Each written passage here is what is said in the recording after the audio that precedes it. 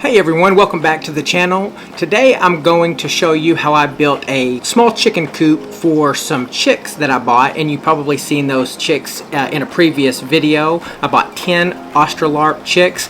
They're out of the brooder now and getting a little bit bigger, so I built a small coop for them in order to grow out, to get big enough to put them in with my larger hens. I did not want to spend a lot of money on this project, so I built it, and I'll show it to you right here. And I'm going to show you not in detail how I built this coop, but I'm going to show you the basic process that I went through, and I made it out of free materials. So I found pallet wood behind some stores.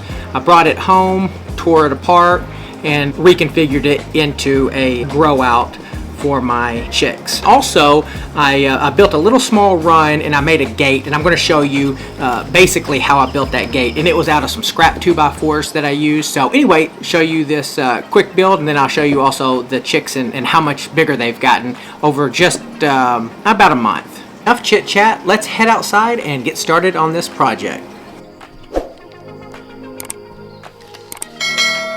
Okay, so here is the gate. It's laid out. I've already cut the pieces of wood, and I'll show you the measurements. The height is going to be 74 inches tall, and it's going to be 48 inches wide. Now I'm going to screw on the bottom 2x4, and the top pieces will sit on top of the bottom 2x4. And then I'm going to screw on the top portion. And I got to measure between here to put in a cross brace. I've got a 2x4 that I'm going to use for this cross brace. And I lay it out like this on top of the gate. And then I will use a nail to scratch out the angle that I have to cut to make it fit. It'd be easier if you used a pencil or a pen, but I just have a nail that I'm scratching in order to make the perfect angle. I had to cut it out with a handsaw, and the angles come out just perfect. So I place it in here, fits perfectly. I turn it up on its edge, and then I put a couple screws on each side just to hold it. And now I'm going to put the chicken wire on. So I'll roll it out, and then I line up one edge like this, and I go ahead and staple the corner, put it all together, and that's pretty monotonous with all the stapling, so I'm going to speed up the video here, and it will show me stapling all this. Boy, I wish I could work this fast in real life. I could get a lot of stuff done. So anyways, I put staples, put it across the cross beam, the support, and now I'm going to trim out the chicken wire all the way around. I went really quickly here, and of course the chicken wire poked me probably 100 times. So take your time, you will get poked doing this. Alright, so now I've got the gate almost pretty much completed, so I need to attach it to the fence post here. I hold it up. I've got some old hinges that I salvaged, and I'm going to use those. Make sure it opens and shuts well, which it does. And now I need to get a post for it to latch to, and so I'm lining it up there at the bottom so that whenever I close it, it will be really close. And here is my fence post driver.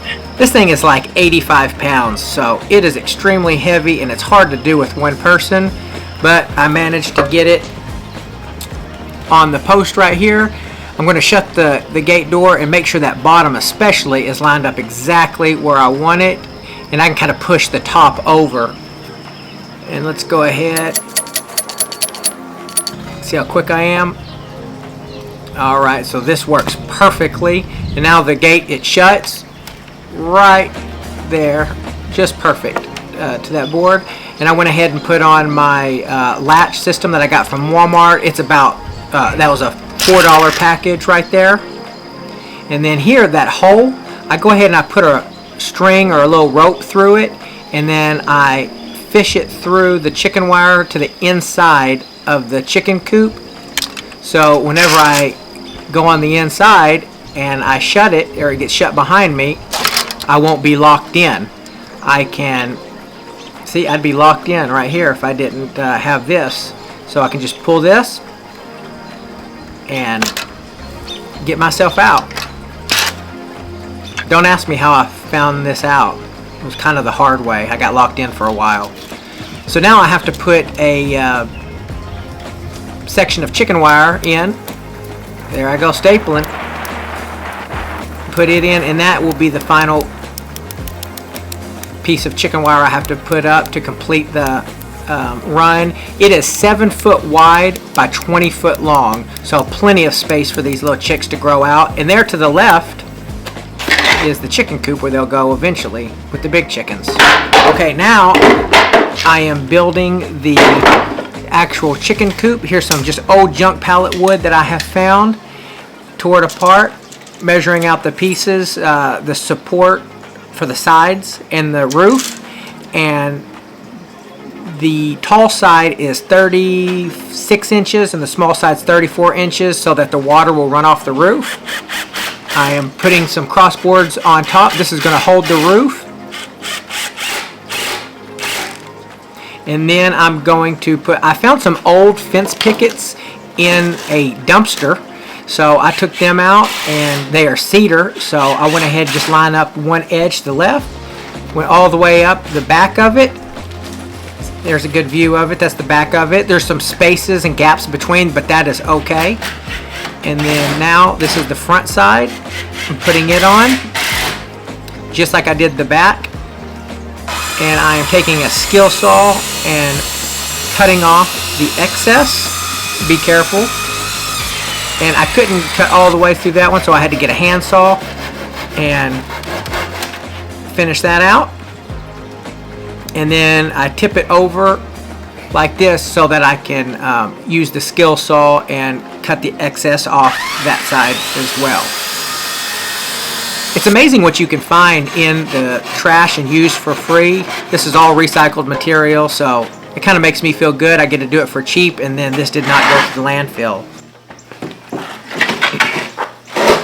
At this point, I'm almost done with the project. I just have to put on the sides and put on a door. Right there at the space I put a door on, just an old cabinet door. Here I am putting on the sides, and I'm leaving a little ventilation at the top. But anyway, let's go ahead and see it completed out here at the chicken coop.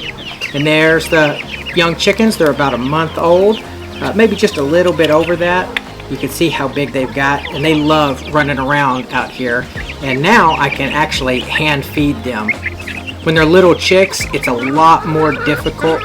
They won't just come directly to you and eat out of your hand.